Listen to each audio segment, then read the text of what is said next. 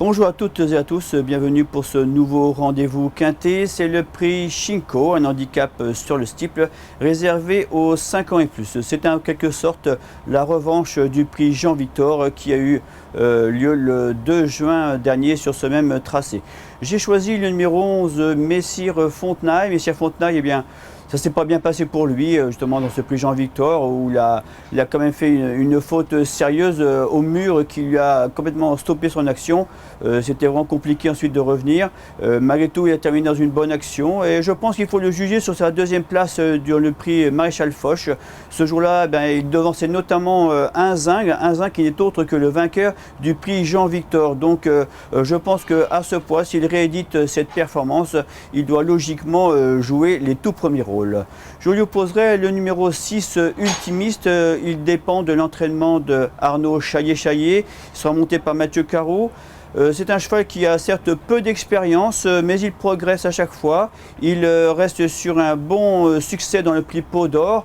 Bon, certes, il va découvrir la distance plus longue et le parcours, mais c'est un cheval qui est sur la montante et je crois capable de jouer un très bon rôle ici.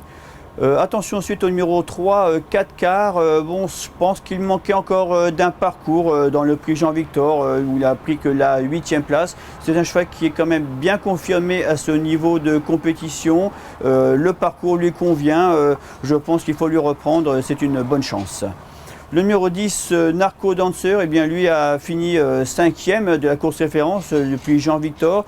C'est un cheval régulier qui aime le bon terrain, il est courageux. Il faut encore croire en ses chances pour une petite place.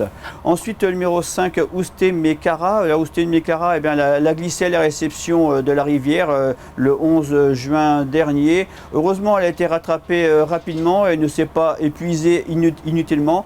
Son entraîneur la croit encore capable de bien faire dans cette catégorie. Elle a suffisamment récupéré et le lot est à sa portée.